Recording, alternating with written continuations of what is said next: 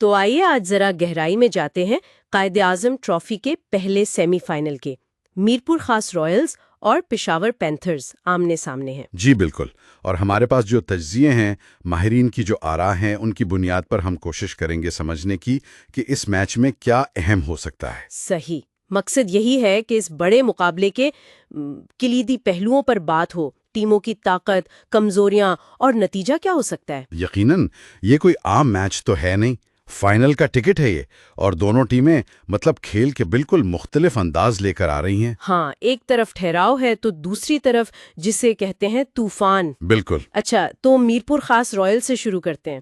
ان کی پہچان ہے ایک بہت پرسکون منظم حکمت عملی۔ جی، تجزیے یہی بتاتے ہیں کہ یہ ٹیم دباؤ میں گھبراتی نہیں ہے، اسے جذب کر لیتی ہے۔ اور اس کی وجہ شاید یہ ہے کہ وہ کسی ایک کھلاڑی پر انحصار نہیں کرتے ہیں نا۔ ہاں، یہ بہت اہم بات ہے، ان کا متوازن ہونا ہی ان کی اصل طاقت ہے۔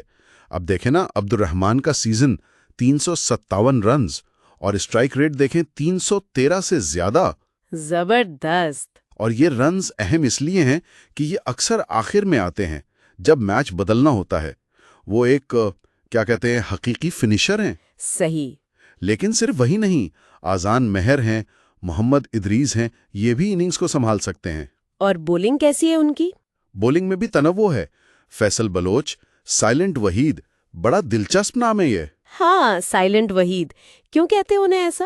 شاید اس لیے کہ وہ زیادہ شور نہیں مچاتے، بس آ کر اپنا کام کر جاتے ہیں، وکٹیں لے جاتے ہیں۔ اچھا۔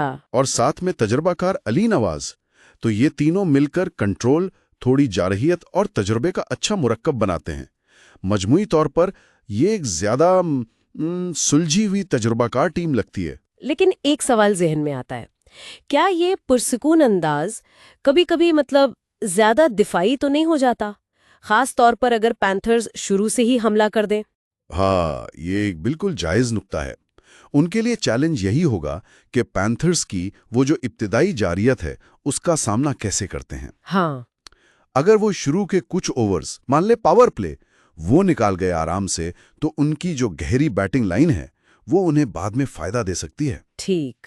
اب دوسری طرف آئیں، پشاور پینتھرز، ان کا انداز تو بالکل الٹ ہے، تیز، بے خوف اور مکمل طور پر مومنٹم پر چلنے والے۔ جی ہاں، تجزیوں میں یہی بات بار بار آ رہی ہے کہ یہ ٹیم اگر لہر پر سوار ہو جائے تو پھر انہیں روکنا مشکل ہے، اور دباؤ میں اکثر بہترین کھیل پیش کرتی ہے۔ بالکل، ان کا فلسفہ لگتا ہے حملہ ہی بہترین دفاع ہے۔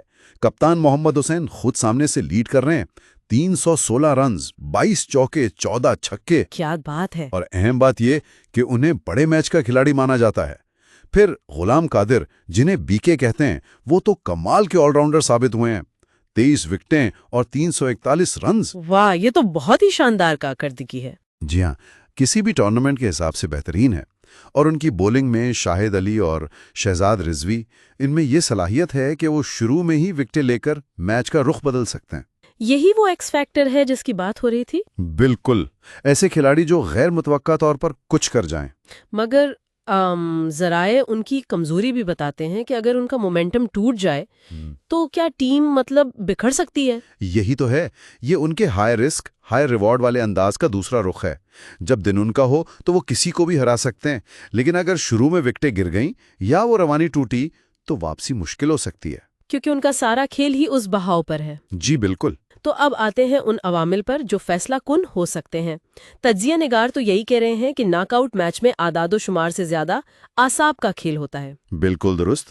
رائلز کے پاس بڑے میچز کا تجربہ ہے، جبکہ پینتھرز کے پاس وہ ایکس فیکٹر، وہ جوش۔ تو اصل امتحان ذہنی مضبوطی کا ہوگا۔ یقیناً، خاص طور پر پہلے 4 سے 6 اوورز بہت اہم ہوں گے۔ اگر پینتھرز کے بولرز جیسے شاہد علی اور رضوی شروع میں 2-3 وکٹیں لے گئے تو وہ میچ پر گرفت مضبوط کر لیں گے۔ جی۔ دوسری طرف اگر رائلز کے اوپنرز وہ ابتدائی دباؤ جھیل گئے، پاور پلے میں زیادہ نقصان نہیں ہوا، تو ان کی جو پختہ بیٹنگ ہے وہ بعد میں کام آ سکتی ہے۔ اور پیش گوئیوں کا کیا حال ہے؟ ماہرین کیا کہہ رہے ہیں؟ وہاں بھی رائے منقسم ہے۔